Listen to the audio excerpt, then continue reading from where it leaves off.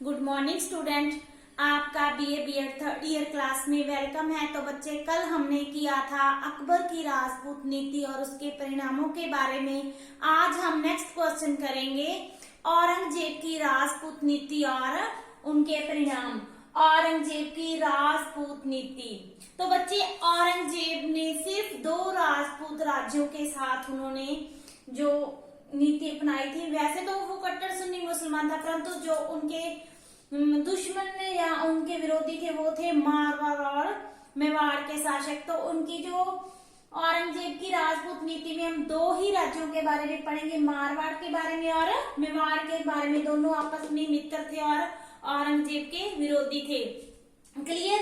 तो जैसे कि हम जानते हैं कि जो औरंगजेब क्या था, एक कट्टर सुन्नी मुसलमान था और वो राजपूतों के प्रभाव को अपने दरबार में सहन नहीं कर सकता था। जैसे कि अकबर की जो उदार धार्मिक नीति थी उसको औरंगजेब ने पांव तले कुचल दिया था। क्यों?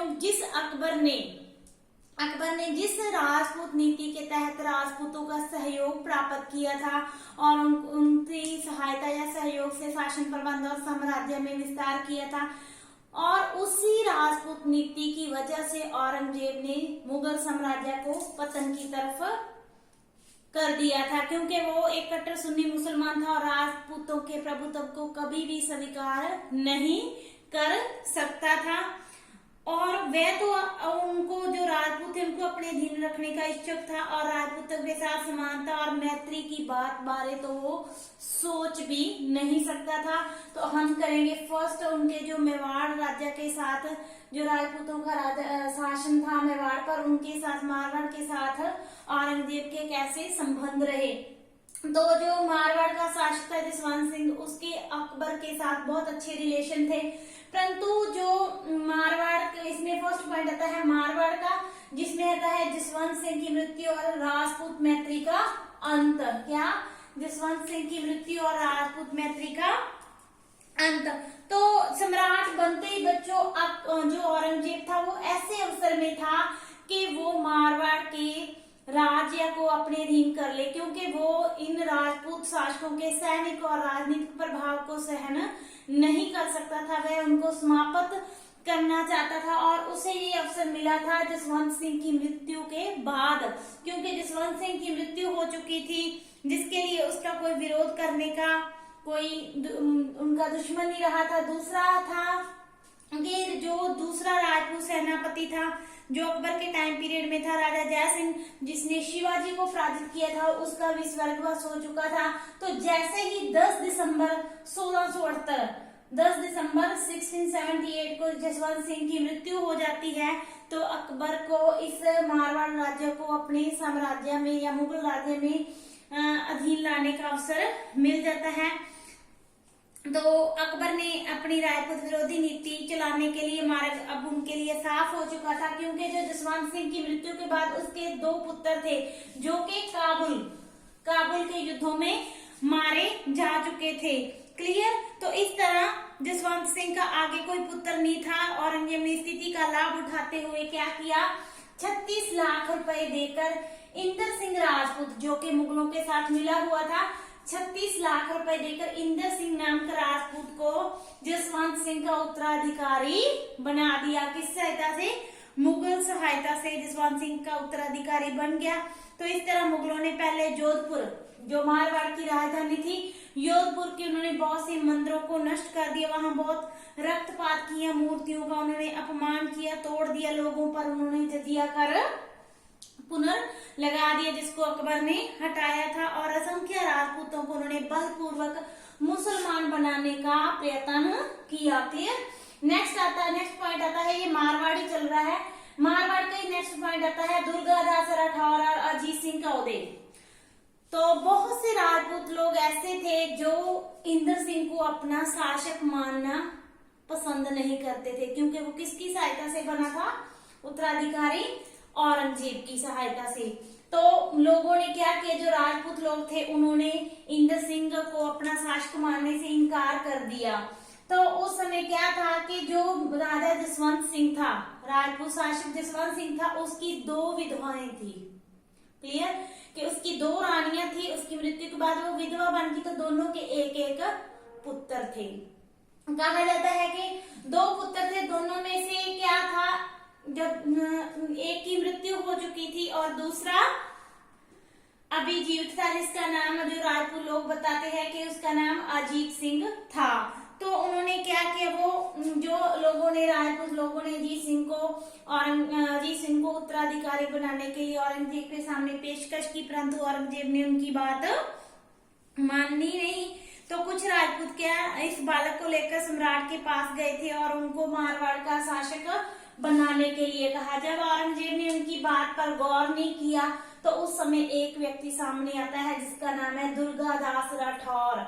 और दुर्गादास राठौर, जसवंत सिंह, अजीत सिंह, ये तीनों आपके शॉर्ट क्वेश्चन बनेंगे। तो दुर्गादास राठौर क्या था, दुर्गादास राठौर था जसवंत सिंह के मंत्री का पुत्र।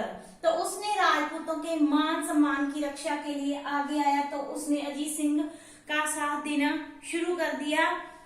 तो उसने क्या किया, क्योंकि जो राजपूत थे वो इस बात को सहन करने के लिए तैयार नहीं थे, तो उसने कुछ भी, जो दुर्गादास राठौर था, उसने कुछ वीर राजपूतों नवयुवकों को लेकर शाही कर्मचारियों पर आक्रमण करना शुरू कर दिया। और जो राजपूत रानियां थी, जो विधवाएं और रानियां थी और जो उनके बच्चे थे, उनको लेकर वो भागना राजस्थान की ओर भाग निकला था।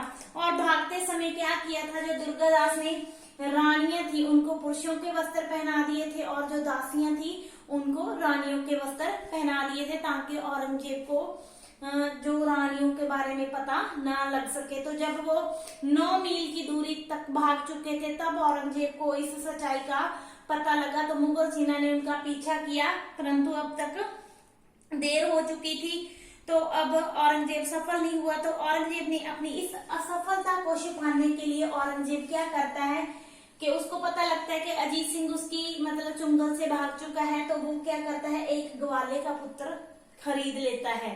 किसका पुत्र, ग्वाले का पुत्र खरीद लेता है और ये घोषित कर देता है कि ये कौन है, अजीत सिंह, जिसने मुस्लिम धर्म को ग्रहण या अपना लिया है और उसका नाम बदलकर रख देता है मोहम्मद राज।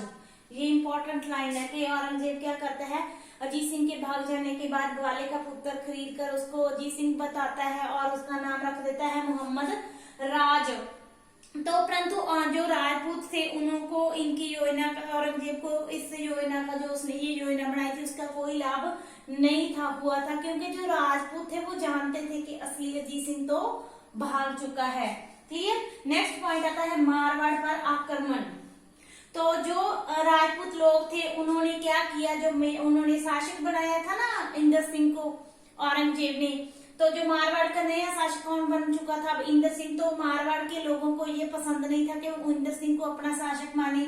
तो उन्होंने क्या किया, दुर्गा सिंह राठौर की सहायता से अजीत सिंह के पक्ष में और इंदर सिंह के विरुद्ध वो लोग विद्रोह कर देते हैं। जब औरंगजेब को पता लगता है तो वो क्या करता है, वो अपने पुत्र अकबर, औरंगजेब के पुत्र का नाम भी क्या था, अकबर को इनका सामना करने के लिए भेजता है और स्वयं भी अजमेर की तरफ कूच करता है ताकि वो अपने राजकुमार को दिशा निर्देशन कर सके। तो उसी समय जब मारवाड़ पर ये आक्रमण होता है मुगलों का, तो क्या होता है, कुछ जो मेवाड़ का शासक है, जो हम नेक्स्ट पढ़ेंगे, जो मेवाड़ का शासक है जय सिंह, वो उनकी सहायता के लिए आ जाता है और मुगलों का डटकर सामना करता है। परंतु जो थे मारवाड़ और मेवाड़ के राजपूत वो सफल होते हैं और जो सफलता किसको मिल जाती है, औरंगजेब को। परंतु क्या थे, जो राजपूत लोग थे वो साहसी थे, उन्होंने गुरिल्ला युद्ध प्रणाली को प्रयोग किया और उन्होंने साहस नहीं छोड़ा था, चाहे औरंगजेब को एक बार सफलता मिल गई थी। क्लियर, यहाँ तक क्लियर हुआ आपको। नेक्स्ट पॉइंट आता है मेवाड़ के शासक का युद्ध में भाग लेना। तो हमने पहले पॉइंट में किया था ना कि जब मारवाड़ पर आक्रमण करते हैं तो मारवाड़ की हेल्प करने के लिए कौन पहुंच जाता है, दुर्गादास राठौर, और अजीत सिंह की हेल्प के लिए मेवाड़ का शासक पहुंच जाता है राज सिंह।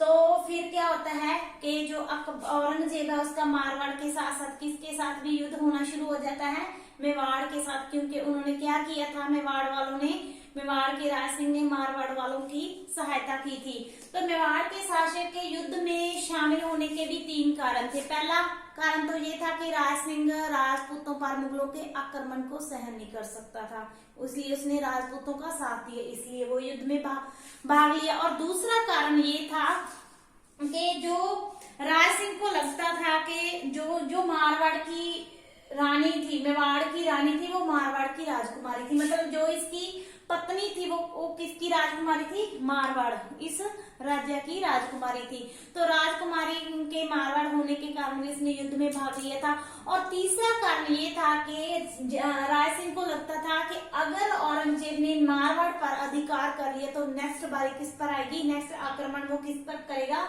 मेवाड़ पर करेगा। तो इसलिए वो भी युद्ध में शामिल हो गया था। क्लियर। तो औरंगजेब ने क्या किया, एक सेना मेवाड़ की राजधानी भेजता है उदयपुर, परंतु क्या है, आक्रमण करने के लिए भेजता है। परंतु जो राजपूत है वो कौन सी प्रणाली अपनाते थे, गुरिल्ला युद्ध प्रणाली के तहत उन्होंने मुगलों को असफल कर दिया था। उसी समय औरंगजेब उत्तर भारत की तरफ आना चाहता है, तो वो अपना जो युद्ध कार्य अकबर को सौंप कर वापस चला जाता है और बाद में पलड़ा राजपूतों का भारी हो जाता है और औरंगजेब को वहां सफलता नहीं मिलती। क्लियर। नेक्स्ट पॉइंट आता है राजकुमार अकबर का विद्रोह। तो उन दिनों में मुगल सेना जब मारवाड़ और मेवाड़ के विरुद्ध युद्धों में व्यस्त थी, तो मुगल सम्राट के लिए एक समस्या या कठिनाई और भी उत्पन्न होगी कि जो उनका राजकुमार था अकबर, जिसको उन्होंने मारवाड़ और मेवाड़ के युद्धों में भाग लेने के लिए भेजा हुआ था, तो अकबर क्या करता है, औरंगजेब यानी कि अपने पिता के खिलाफ या विद्रोह कर देता है राजगद्दी की प्राप्ति के लिए। तो जब अकबर का विद्रोह होना शुरू हो जाता है तो वो क्या करता है, अपनी भाग्य परीक्षा के लिए राजपूतों के साथ गठजोड़ कर लेता है, मतलब इन्हीं के साथ अकबर गठजोड़ कर लेता है और औरंगजेब के लिए एक नई समस्या उत्पन्न हो जाती है। परंतु औरंगजेब भी कम चालाक व्यक्ति नहीं था, वो क्या करता है, जाली चिट्ठियां बनवाकर क्या करता है, राजपूतों और अकबर के बीच मतभेद पैदा करवा देता है, जिससे क्या होता है, अकबर फिर राजपूतों का साथ छोड़कर दक्षिण की ओर भाग जाता है। क्लियर। नेक्स्ट पॉइंट आता है मेवाड़ के साथ संधि। तो इन परिस्थितियों में अकबर क्या करता है, जब राजकुमार अकबर का विद्रोह चल रहा होता था तो वो मेवाड़ के शासक जय सिंह के साथ संधि का प्रस्ताव रखता है। तो दूसरी तरफ जो राज सिंह था वो भी संधि करने की इच्छा प्रकट करता है, क्योंकि वो युद्ध से तंग आ चुका था। तो इनके परिणाम स्वरूप औरंगजेब और राज सिंह जो कि मेवाड़ का शासक था, इन दोनों के बीच 1681 में उदयपुर जो कि मेवाड़ की राजधानी थी, दोनों के बीच संधि हो जाती है। और इससे संधि के तहत क्या होता है कि जय सिंह को मेवाड़ का शासक मान लिया जाता है। राज सिंह के बाद कौन आता है, जय सिंह, उसका पुत्र। तो उन्होंने जय सिंह को मेवाड़ का शासक मान लेता है। और दूसरी तरफ जो जय सिंह है वो कहता है कि वो मारवाड़ के राजपूतों की सहायता नहीं करेगा, और जो औरंगजेब है वो जय सिंह को 5000 का मनसबदार बना देता है। क्लियर। तो इस तरह जो औरंगजेब का मेवाड़ के साथ युद्ध चल रहा था वो इस संधि के तहत खत्म हो गया। नेक्स्ट है, लास्ट पॉइंट है मारवाड़ के अजीत सिंह की सफलता। क्योंकि अभी मारवाड़ का तो चल ही रहा है, सिर्फ मेवाड़ के शासक ने भाग लिया, फिर अकबर ने विद्रोह किया और उसके बाद क्या हो जाती है उनके बीच संधि, और जो मेवाड़ के साथ युद्ध समाप्त हो जाता है और जो मारवाड़ है वो अभी भी चल रहा होता है। तो मारवाड़ के अजीत सिंह की सफलता, लास्ट पॉइंट है, चाहे मेवाड़ ने मुगलों के साथ संधि कर ली थी, परंतु क्या था, जो मारवाड़ के शासक थे दुर्गादास राठौर और जो शासक था अजीत सिंह, उन्होंने मुगलों के विरुद्ध अपना संघर्ष जारी रखा था। और दुर्गादास के नेतृत्व में क्या हुआ, उन्होंने मुगलों को कई बार हराया भी था। और सम्राट जो समय दक्षिण के विरुद्ध मराठों के विरुद्ध युद्धों में व्यस्त था, मराठों से उनको लगातार क्या मिल रहा था, असफलता मिल रही थी, जिससे उत्साहित होकर जो राजपूतों ने अपने हमले या आक्रमण जारी रखे थे। निस्संदेह जो ये मारवाड़ का संघर्ष था, औरंगजेब और मारवाड़ का संघर्ष था, उनकी औरंगजेब की मृत्यु तक चलता रहा। परंतु जीत सिंह मारवाड़ के सिंहासन पर अधिकार करने में सफल रहा था। और जो उन्होंने जोधपुर जो कि मारवाड़ की राजधानी थी जोधपुर, उसमें अजीत सिंह और दुर्गादास राठौर ने मुगल सेनापति को पराजित कर दिया था और इस सफलता का श्रेय दुर्गादास राठौर और जीत सिंह को हुआ, जिन्होंने असीम कष्ट सहने के बाद भी क्या मुगलों के विरुद्ध संघर्ष जारी रखा था। तो इस तरह जीत सिंह ने 1707 में, कब 1707 में मारवाड़ की राजधानी जोधपुर में अपनी तख्तपोशी कर ली थी और उनका अधिकार हो गया था। क्लियर। तो इस तरह मारवाड़ और मेवाड़ के विरुद्ध हम अकबर की राजपूती नीति का विवरण करते हैं। Clear. Thank you so much.